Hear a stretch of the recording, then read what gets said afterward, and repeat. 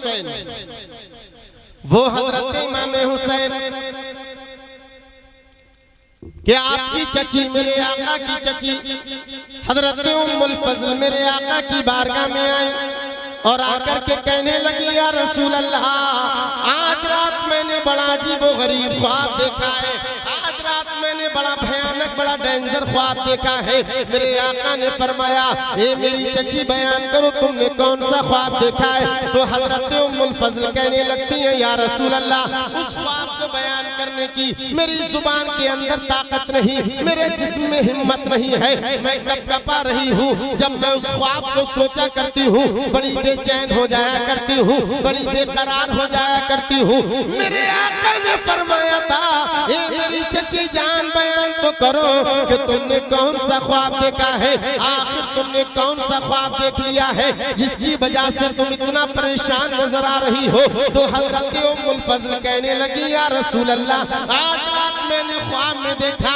कि आपके जिस्म मुबारक से एक बोटी का टुकड़ा काट करके मेरी गोद में रख दिया गया है। कहा कि आपके जिस्म मुबारक से बोटी का एक टुकड़ा काटा और उसको काट करके मेरी गोद में रखा गया। या रसूल अल्लाह, जब से मैंने ये ख्वाब देख लिया है बड़ी परेशान हो गई हूँ, बड़ी हैरान हो गई हूँ, टेंशन में आ गई। आखिर ये मैंने ख्वाब क्यों देखा? तो मेरे मुस्तफा मुस्कुराने लगे। हजरत उम्मुल फज़ल कहने लगी, या रसूल अल्लाह, मैं आपके सामने अजीब व गरीब ख्वाब बयान कर रही हूँ और आप मुस्कुराते नजर आ रहे हैं। कहा, उम्मुल फज़ल, ये ख्वाब तुम्हारे लिए मुबारक हो। कहा, या रसूल अल्लाह, ये मुबारक कैसे हो सकता है? तो मेरे आका की चची जान हजरत उम्मुल फज़ल ने बयान फरमाया, या रसूल अल्लाह, ये मेरे लिए कैसे बयान हो, मेरे लिए कैसे मुबारक हो सकता है? तो मेरे आका ने फरमाया था, ए उम्मुल फज़ल, मुबारक हो, मेरी बेटी फातिमा के यहाँ पर एक बच्चा आने वाला है। मेरी बेटी फातिमा के यहाँ पर एक बच्चे की पैदाइश होने वाली है और जिस बच्चे को पैदा होने के बाद में सबसे पहले तुम्हारी गोद में दे दिया जाएगा, कि सबसे पहले उस बच्चे को तुम्हारी गोद में पेश किया जाएगा। हजरत उम्मुल फज़ल फरमाती हैं कि कुछ अय्याम गुजरे, कुछ महीने गुजरे कि हजरत फातिमा ज़हरा के यहाँ पर हजरत इमाम हुसैन की वलादत हो गई और जिसको मेरी गोद में पेश किया गया। अब वो लोग कान खोल करके सुने जो मुस्तफा के इल्मे गैब का इनकार किया करते हैं, वो वहाबी देवबंदी जो ये कहा करते हैं कि मुस्तफा को इल्मे गैब नहीं है। ये लोगों सुनो, मेरे मुस्तफा सिर्फ ये नहीं कह रहे हैं कि मेरी बेटी फातिमा के यहाँ पर बच्चा पैदा होगा, बल्कि ये भी फरमा रहे हैं कि जो बच्चा होगा वो बेटा होगा, बेटा। तो मुस्तफा ने इल्मे गैब का इनकार करने वालों के मुंह पर जोरदार तमाचा मारा और इरशाद फरमा दिया कि अल्लाह पाक ने मुझे इल्मे गैब देकर के पैदा फरमाया।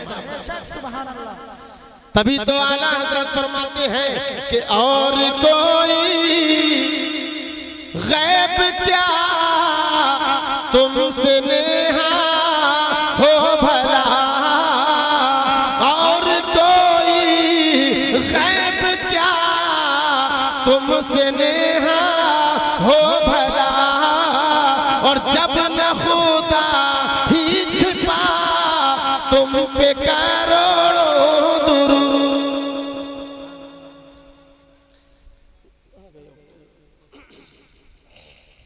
कहाँ गया ऑपरेटर साहब? गूंज बहुत है, गूंज। तो हजरत इमाम हुसैन की मोहब्बत में आप और हम यहाँ पर बैठे हुए हैं। वो हजरत इमाम हुसैन के मेरे आका की बारगाह में हजरत इमाम हुसैन भी तशरीफ फरमाए, छोटे से हैं, बच्चे हैं, और एक जानिब हजरत मुस्तफ़ा करीम सल्लल्लाहु ताला अलैहि वसल्लम के प्यारे बेटे हजरत इब्राहीम भी तशरीफ फरमा है।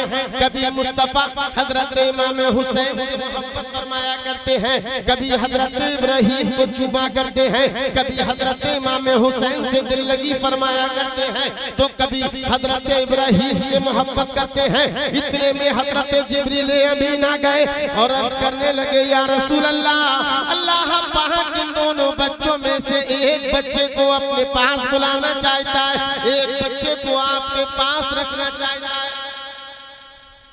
इख्तियार दिया जा रहा है कि आप इन दोनों में से जिसको चॉइस कर ले, जिसको पसंद फरमा ले, वो दुनिया में रहेगा और दूसरा अल्लाह की बारगाह में चला जाएगा। अब मेरे मुस्तफा ने पसंद फरमाया तो हजरत इमाम हुसैन को पसंद किया और कहने लगे, अगर मेरा बेटा दुनिया से इंतकाल कर गया तो इसकी तकलीफ मुझे होगी, और अगर मेरा बेटा ना गया बल्कि मेरा नवासा चला गया तो इसकी तकलीफ मुझे भी होगी, हजरत फातिमा को भी होगी, हजरत अली को भी होगी, हजरत हसन को भी होगी। इसलिए मेरे आका ने हजरत जिब्रील से कहा था, ए हजरत जिब्रील, मेरे बेटे इब्राहीम को ले जाओ, हुसैन को छोड़ जाओ। थोड़े दिनों के बाद हजरत इमाम हुसैन दुनिया में रहे और हजरत इब्राहीम का इंतकाल पर मलाल हो गया। अब एक मौके पर हजरत इमाम हुसैन मुस्तफा की बारगाह में है, सहाबाए किराम आए तो मेरे आका ने फरमाया, ए सहाबाए किराम देखो, ये मेरा बेटा हुसैन है, ये वो हुसैन है कि जिसके लिए मैंने अपने बेटे इब्राहीम को कुर्बान कर दिया है। अपना बेटा इब्राहीम हुसैन के नाम पे कुर्बान कर दिया। ये है हजरत इमाम हुसैन। लेकिन हम और आप बड़ी तादाद में माशाअल्लाह यहाँ पर लोग मौजूद हैं, और जिससे भी आप कहें कि आप यहाँ पर किसकी मोहब्बत में आए, तो वो बोलेगा मैं इमाम हुसैन की मोहब्बत में आया हूँ। जिससे आप मालूम करें कि तुम किसको फॉलो करते हो, तो कहेगा कि मैं हजरत इमाम हुसैन से मोहब्बत किया करता हूँ, हजरत इमाम हुसैन का चाहने वाला हूँ, हजरत इमाम हुसैन का दीवाना हूँ, मस्ताना हूँ, परवाना हूँ, फरजाना हूँ। दावे तो बहुत करेंगे, लेकिन क्या हम में से कोई इमाम हुसैन से सच्ची मोहब्बत भी करता है? हजरत इमाम हुसैन ने क्या किया? हजरत इमाम हुसैन ने नमाजों की पाबंदी की। हम में से कितने ऐसे लोग हैं जो पूरा पूरा हफ्ता नमाज नहीं पढ़ते, जुमे की नमाज पढ़ते हैं, सबसे बाद में जाते हैं, सबसे पहले चले आया करते हैं। हजरत इमाम हुसैन ने अपने माँ बाप की फर्मा बरदारी की है, लेकिन हम में न जाने कितने ऐसे लोग हैं जो सुबह शाम अपने माँ बाप को गालियां दिया करते हैं, अपने माँ बाप को तकलीफ दिया करते हैं, अपने माँ बाप को परेशान किया करते हैं। अल्लाह अल्लाह, हजरत इमाम हुसैन की अगर आप ज़ात पाक को देखो तो हजरत इमाम हुसैन ने कभी शराब नहीं पी, लेकिन हम में कितने लोग हैं जो शराब पिया करते हैं। हजरत इमाम हुसैन ने कभी जुआ नहीं खेला। हम में न जाने कितने ऐसे लोग हैं जो जुआ खेलते हैं, कभी अपनी दौलत जुए पर हार करके आते हैं, कभी बाप की कमाई को मिट्टी में मिलाते नजर आया करते हैं, कभी बीबी के सोने और जेवरात को जुए के दहाने पर खर्च जुए के बहाने उसको जो है हार करके आ जाया करते हैं। ये लोगों, अगर तुम चाहते हो कि हजरत इमाम हुसैन के सच्चे वफादार बन जाओ तो हजरत इमाम हुसैन को फॉलो करो। करबला की सरजमीन पर इमाम हुसैन ने मुस्तफा की सुन्नतों को बचाने के लिए का नजराना पेश कर दिया है, तो क्या हम मुस्तफा की सुन्नतों पर अमल नहीं कर सकते? तो अगर पक्के हुसैनी बनना चाहते हो तो हजरत इमाम हुसैन की मोहब्बत में जिंदगी गुजारो। अच्छा, कुछ लोग ये समझते हैं कि हजरत इमाम हुसैन से सच्ची मोहब्बत सुबह शाम 10 मुहर्रमुल हराम तक 1 तारीख से लेकर 10 तारीख तक ढोल बजा लेना, ढम ढम लप लप कर लेना, बाजे बजा लेना, आतिशबाजी छोड़ देना, ये सच्ची हुसैनियत है। लंबे लंबे ताजिए बना लेना, ये सच्ची हुसैनियत है। ये लोगों ढोल बजाना, ये हजरत इमाम हुसैन से सच्ची मोहब्बत नहीं है। ताशे बाजे बजाना, ये हजरत इमाम हुसैन से सच्ची मोहब्बत नहीं है। लोग यही समझ रहे हैं। आज का हमारा नौजवान, आज का हमारा नौजवान अगर आप उससे कहें मेरे भाई नमाज पढ़ने के लिए चल, तो कहता है हजरत मुझे गर्मी बहुत लग रही है, हजरत मस्जिद में एसी का इंतजाम नहीं, पंखों का इंतजाम नहीं, तरह तरह के हीले बहाने कर देगा और 5 मिनट नमाज पढ़ने के लिए नहीं निकाल पाता है।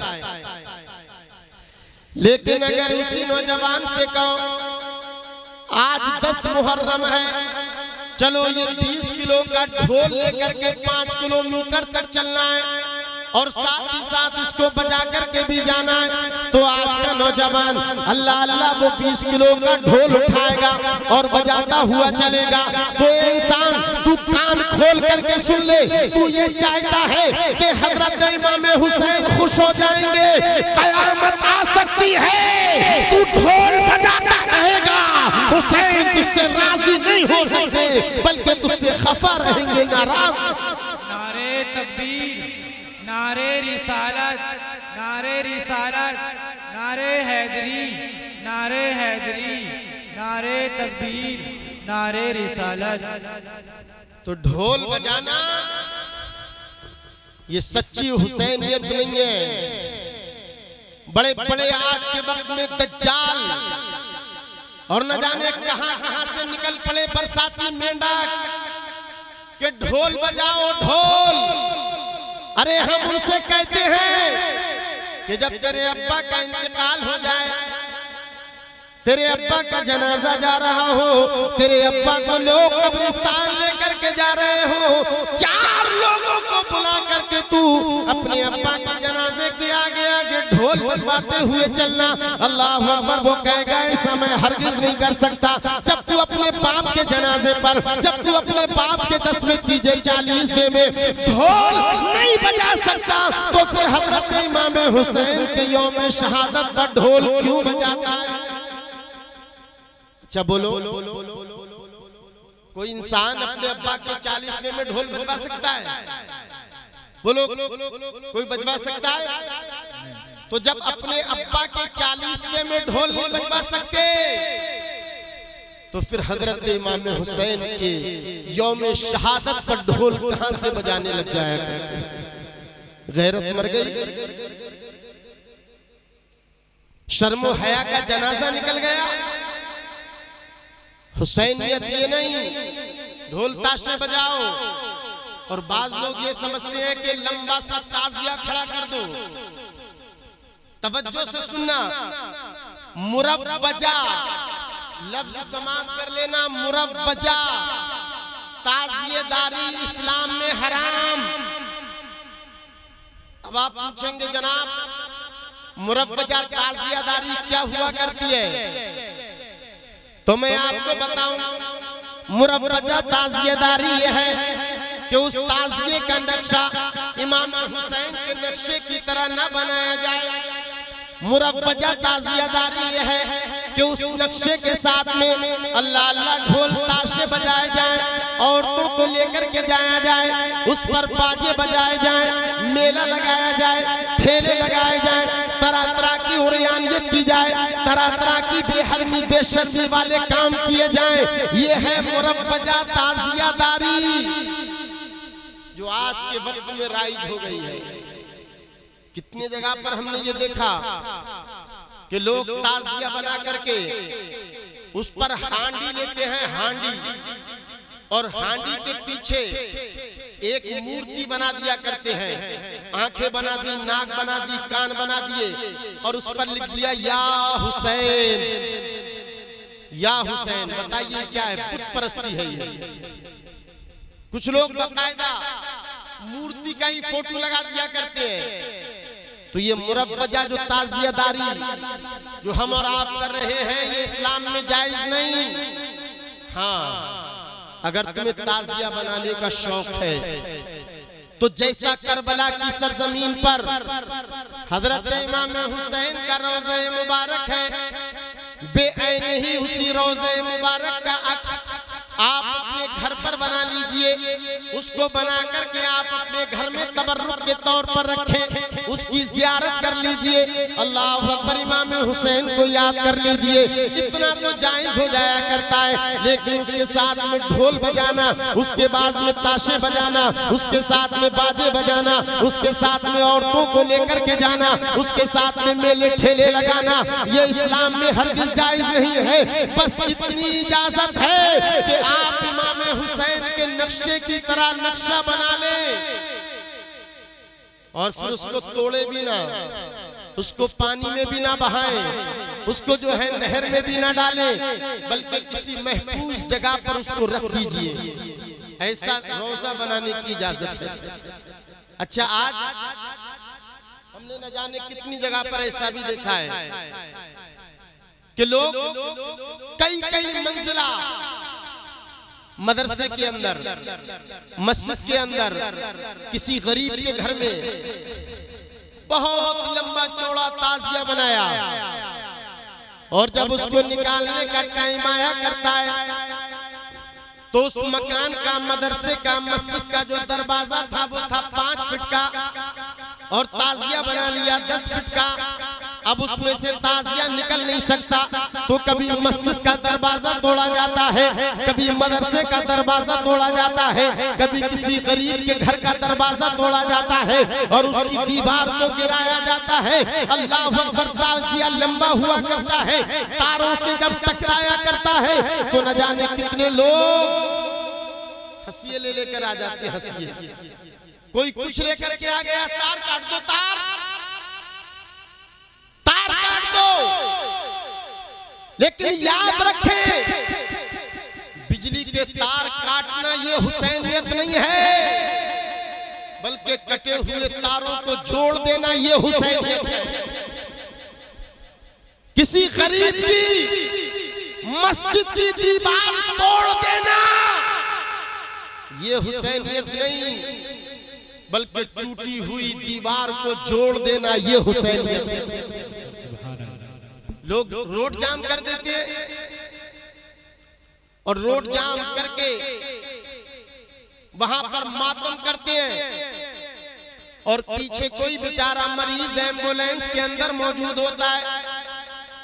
अब वो अस्पताल, उसको इमरजेंसी में जाना है, लेकिन ये जनाब ढोल ताशे बजाते हैं, रोड को जाम कर दिया करते हैं। ये लोगों को तकलीफ देना ये हुसैनियत नहीं है, बल्कि टूटे हुए दिलों को जोड़ देना ये हुसैनियत है। रोते हुए को हंसा देना ये हुसैनियत है। किसी परेशान हाल की परेशानी दूर कर देना ये हुसैनियत है। हुसैनियत के नाम पर ये गुंडागिर्दी करना, लोगों को सताना ये हुसैनियत नहीं है, बल्कि ये यजीद।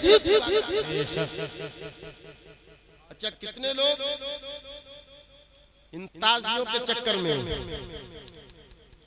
फसलें बर्बाद कर देते हैं। फसलें, लोगों की खेतों में फसल जम गई, अब बेचारा गरीब अपनी फसल देखता है कि मेरे पास में पैसा आ जाएगा, ये फसल उग जाएगी, अब ये फसल जो है कटने के लायक हो जाएगी, लेकिन अल्लाह अकबर जब तक आ गया मुहर्रम, जब तक आ गए चेहल्लम। अब ये मुहर्रम और चेहल्लम के अंदर क्या किया करते हैं, अगर किसी का खेत जो है रास्ते में आ गया तो उस खेत को रौंद दिया करते हैं, किसी के तार काट दिया करते हैं, किसी का केबल काट दिया करते हैं। ए लोगों, ये हुसैनियत नहीं है, बल्कि गरीबों की मदद करना, यतीमों का सहारा बनना, बेसहारों का सहारा बनना, हर रोतों को हंसा देना,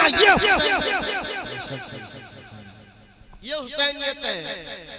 आज गांव के अंदर मस्जिदें बिल्कुल खस्ता हाल, टूटी हुई मस्जिदें। जैसा कि आपके इमाम साहब फरमा रहे हैं कि हमारी मस्जिद भी बड़ी खस्ता हाल है। लोग क्या करते हैं कि जो चीज आबाद करना चाहिए थी उसको आबाद नहीं करते, बल्कि 1-1 लाख रुपए का ताजिया बना दिया करते हैं। 50-50 हजार रुपए के बैंड बाजे ये तो लेकर के आ गए, लेकिन मस्जिद को तामीर ना करा सके। मैं तो ये कहता हूं, आप न ताजिए बनाओ, न ढोल ताशे लेकर के आओ, बल्कि ये पैसा मस्जिद की तामीर में लगाओ। और मैं तो ये भी कह दूं कि बहुत बहुत बड़े जलसे जिसमें 50-50 हजार रुपए देकर के कोई शायर बुलाना पड़े, ऐसे जलसे न करा करके छोटे मोटे जलसे इलाकाई खुतबा से करा करके और उस पैसे को मस्जिद के हवाले कर दिया जाए। इमाम हुसैन का जिक्र तो ही सुनना है, मैंने सुना दिया, हजरत सैयद साहब आएंगे वो सुना देंगे। जरूरी नहीं कि हम 50,000 रुपए किसी को दे करके बुलाएं तभी इमाम हुसैन का जिक्र किया जाएगा। अगर आपकी मस्जिद को आपके पैसों की जरूरत है तो मेरे भाई आप अपनी मस्जिद की तामीर में बढ़ चढ़ करके हिस्सा लें। हालांकि मैं अपने मौजू से हट गया हूं, लेकिन जो आपकी फिलहाल जरूरत है, शहादत के वाकयात आप रोज हर साल सुनते ही रहते हैं, लेकिन हम बयान सुन करके चले जाते हैं, लेकिन अमल नहीं किया करते हैं। तो मेरे भाइयों, मुहर्रमुल हराम का महीना ये आया, इसमें मस्जिदें आबाद होनी चाहिए, ये सच्ची हुसैनियत है। मस्जिदों को भर दो, इमाम हुसैन की रूह हमसे खुश हो जाएगी।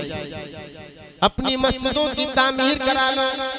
मेरे आका फरमाते हैं, मन बना लिल्लाहि मस्जिदन बनल्लाहु लहू बैतन फिल जन्ना, कि जिसने मस्जिद तामीर कराई या तामीर मस्जिद में जिसने हिस्सा ले लिया तो अल्लाह पाक जन्नत में उसके लिए घर बना दिया करता है।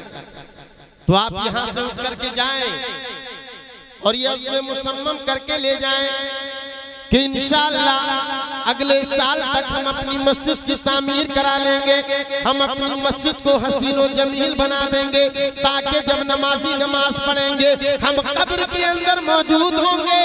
एक एक नेकी की हमें जरूरत होगी। अल्लाह अल्लाह मस्जिद के अंदर नमाजी नमाज पढ़ रहे होंगे, कुरान की तिलावत करने वाले कुरान की तिलावत करेंगे, इल्लल्लाह की ज़रबे लगाने वाले इल्लल्लाह की ज़रबे लगाएंगे, और अल्लाह पाक सवाब हमें कब्र के अंदर भी अता फरमाएगा। तो मस्जिद की तामीर कीजिए। अच्छा, एक बात जो मैं आपके सामने पेश कर रहा हूं, ये भी हमारी मुआशरे में हर जगह, हर मकाम पर, हर गांव में, हर देहात में पाया जा रहा है। वो क्या है कि इमाम की नाकदरी करना। बहुत सारे मस्जिदों में लोग जो है कम से कम तनख्वाह में इमाम मांगते हैं। इमाम साहब की जरूरत है, अब उनसे पूछो भाई तनख्वाह क्या दे दोगे? दे देना 2-3 हजार रुपए वाला इमाम। तो आज के इस महंगाई के दौर में हर एक फैसला करें कि हम 5,000, 6,000, 7,000 में क्या कर सकते हैं। इमाम को खुशहाल रखो, खुशहाल। इमामों की तनख्वाहों में इजाफा करो, उनकी कदरों मंजिलत को पहचानो। आज मैं एक आपको तरकीब बता करके जाऊंगा, हाथ उठा करके बताएं। नमाज जुमा पढ़ने कौन कौन जाता है? अरे कोई नहीं जाता है, माशाल्लाह सब जाते हैं सब। तो आप ऐसा किया करें कि जब नमाज जुमा पढ़ने के लिए जाएं तो एक 10 का नोट या 20 का नोट जेब के अंदर डाल करके जाएं और ये नियत करके जाएं कि हम अपने इमाम साहब से मुसाफा कर लेंगे। ए लोगों, अगर तुमने एक 10 का नोट अपने इमाम की बारगाह में पेश कर दिया, किसी मदरसे के मुदर्रिस की बारगाह में पेश कर दिया, तुम्हारा कुछ नहीं बिगड़ जाएगा, तुम गरीब नहीं हो जाओगे, तुम जो है गरीब नहीं हो जाओगे, मुफलिस व नादार नहीं हो जाओगे। लेकिन इमाम साहब को अगर बस्ती का हर इंसान मुसाफे में 10 या 20 का नोट देता रहेगा तो इमाम के बच्चे खुशहाल हो जाएंगे, वो खुशहाल हो जाएंगे।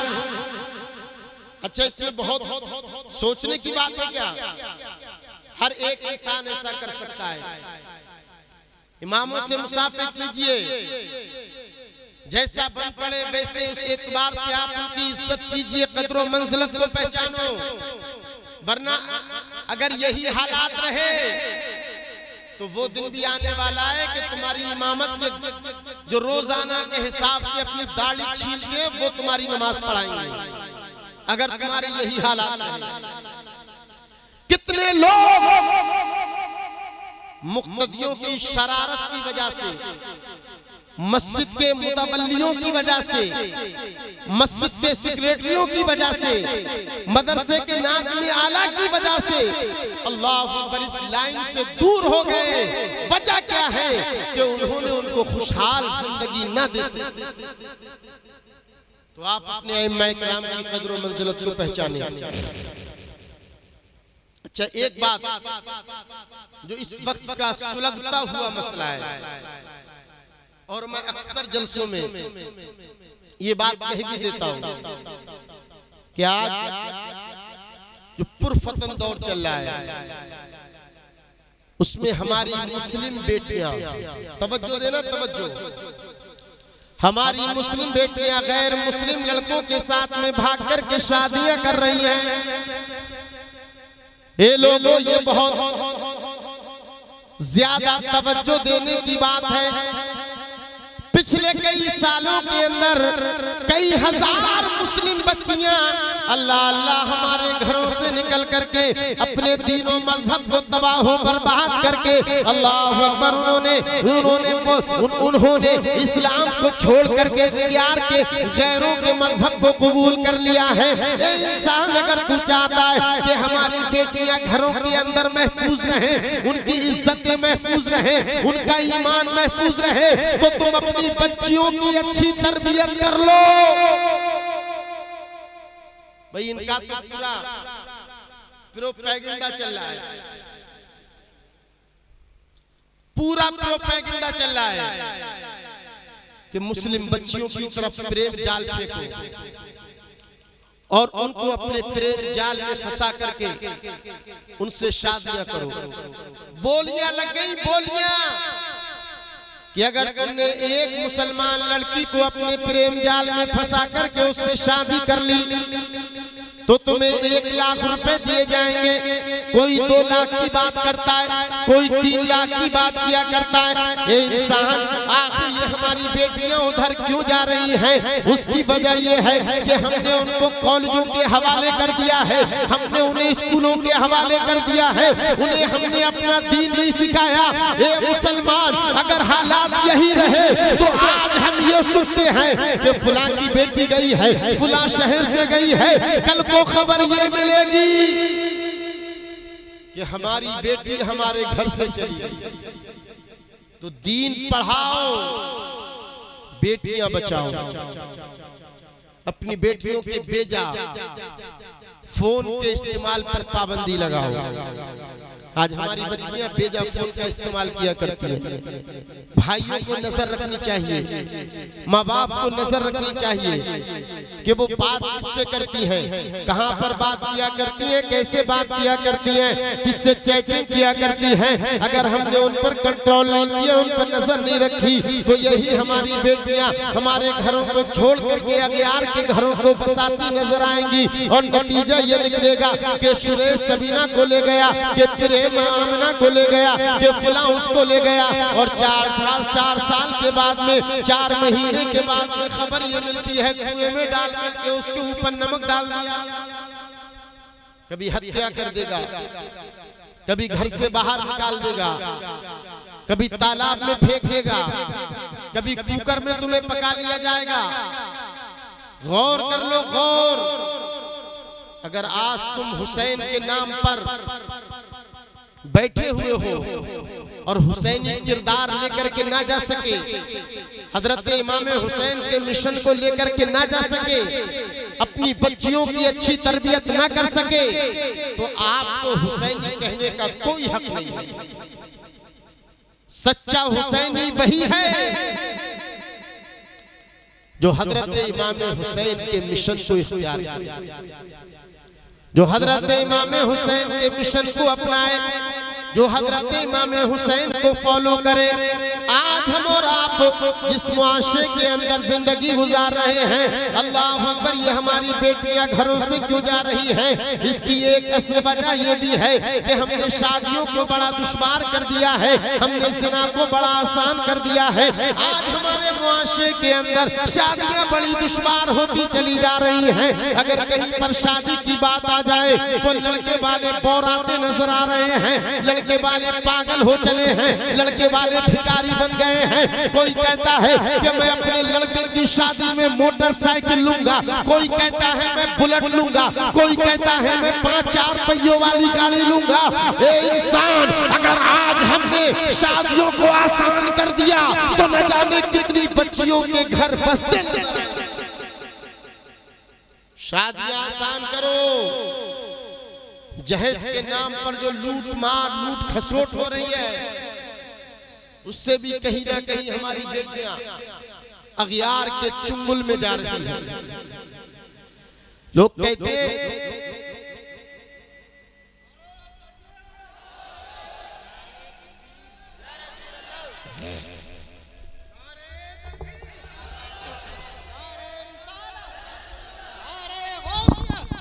बस लगे आला हजरत, इश्क मोहब्बत, इश्क मोहब्बत। हजरत अल्लामा सैयद उकीवा रहमान साहिब किबला हमारे यहाँ बोलते थे वाला हाथ उठाकर बोलिए, इसलिए कि आले रसूल आए हैं। धारे तकबीर, धारे रिसालत। बस लगे आला हजरत, हजरत अल्लामा सैयद उकीवा रहमान साहिब किबला, इश्क मोहब्बत, इश्क मोहब्बत। रश्मि दूल्हा, रश्मि दूल्हा,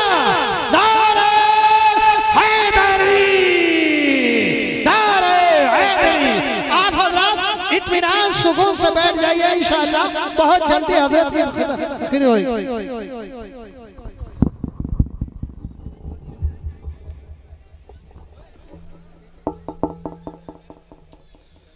देखिए, मेंबर ज़िक्र पर हजरत तशरीफ फरमा हो चुके हैं। आपको मेरे बाद बहुत ही जल्द हजरत का खिताब नायाब समाप्त करना है। मैं आखिरी बात कह करके आपके सामने से रुखसत हो जाऊं। तो मैं अर्ज ये कर रहा था कि अगर हम शादियों को आसान कर लें, दान दहेज की लानत को अगर हम दूर कर दें अपने मुआशरे से, तो न जाने हमारी कितनी मुस्लिम गरीब, यतीम, बेसहारा बेटियां, अल्लाह अल्लाह, जिनके सरों पर अभी तक शौहरों का साया ना आ सका है, वो भी घर वाली बन सकती हैं, उनके भी घर बसाए जा सकते हैं। लेकिन जिसका लड़का हो गया वो बोराया फिरा करता है कि मैं अपने बेटे के जहेज में ये लूंगा, मैं अपने बेटे की शादी वहां से करूंगा जहां से उसको ये गाड़ी मिलेगी। मैं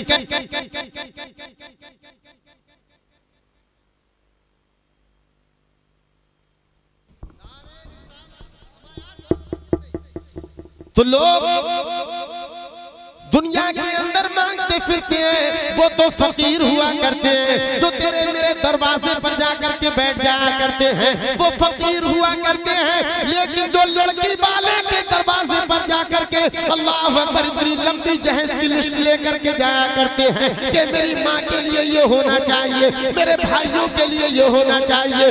दुनिया में जो घरों घरों जाकर के मांगते हैं वो फकीर हुआ करते हैं, और जो लड़के वाले मांगते हैं वो इंटरनेशनल फकीर। तो शादियां आसान कीजिए। अगर वाकई हमने शादियों को आसान कर दिया तो जो बाप जिसकी 3 जवान बेटियां घर के अंदर हैं, और जब वो अपनी तीनों बेटियों को देखता है और शादी के बारे में सोचता है, रात में नींद नहीं आती है तो नींद की गोली खा करके सोता है। अगर हमारे नौजवान शादियां आसान करने की तरफ आ जाएं तो न जाने कितने गरीब बाप लोगों को चैन और सुकून की नींद आ सकती है।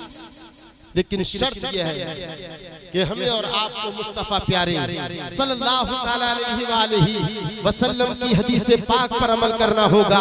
मेरे आका इरशाद फरमाते हैं, ए लोगों तुम शादियों को आसान कर दो और जिना को दुश्वार कर दो। अच्छा, शादी करने के लिए कई लाख रुपए की जरूरत, अच्छा मकान बनाना पड़ता है, कई सौ लोगों को खाना खिलाना पड़ेगा, तब जाकर के शादी का वजूद हो सकता है, तब जाकर के निकाह सामने आ सकता है। लेकिन जिनाकारी को हमने इतना आसान कर दिया कि उसके लिए सिर्फ और सिर्फ आपको तन्हाई चाहिए और जिना जो है वजूद में आ जाया करता है। मेरे आका फरमाते हैं कि तुम जिना को दुश्वार कर दो और शादियों को आसान कर दो। लेकिन हमारे मुआशरे ने इस हदीस का बिल्कुल उल्टा कर दिया, शादियां दुश्वार कर दी और जिनाकारी को आसान कर दिया। आज हम रोना रो रहे हैं कि बारिश नहीं हो रही, चौमासे का मौसम चल रहा है, हमारे खेत जो है सूखे हुए हैं, हमारे आमाल तो इस लायक हो चुके हैं, इस लायक हो चुके हैं कि हमारे ऊपर पत्थरों की बारिश हो जाए तो वो भी कम है। लेकिन न जाने कितने अल्लाह वाले इस दुनिया में बसते हैं जिनके दम कदम से हम और आप अजाब, इज्तिमाई अजाब से महफूज हैं, वरना हालात हमारे कहां से कहां चले गए हैं। अगर आप वाकई हजरत इमाम हुसैन से सच्ची मोहब्बत करने वाले हैं, अगर वाकई आप हुसैनी बनना चाहते हैं तो हजरत इमाम हुसैन के मिशन को अपनाना पड़ेगा। हजरत इमाम हुसैन ने नमाजों की पाबंदी की थी, तुम्हें भी नमाजों से दिल लगाना होगा।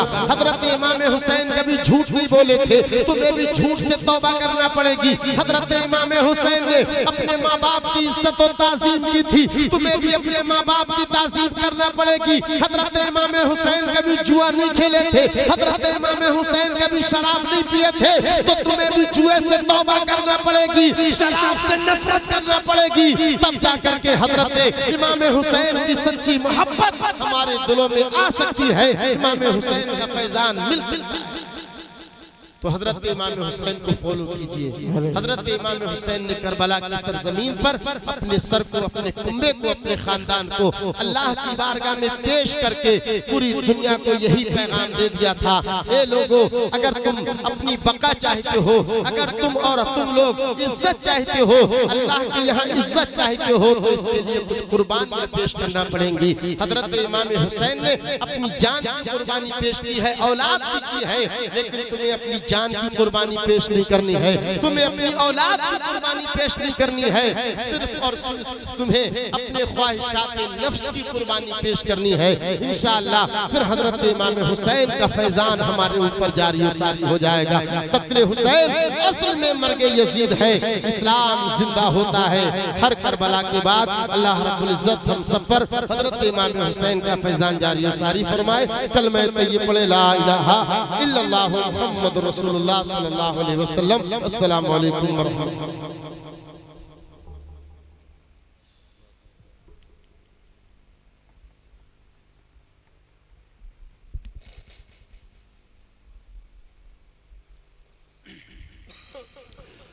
महफिल में आज इसलिए रंगत अली की है, महफिल में आज इसलिए रंगत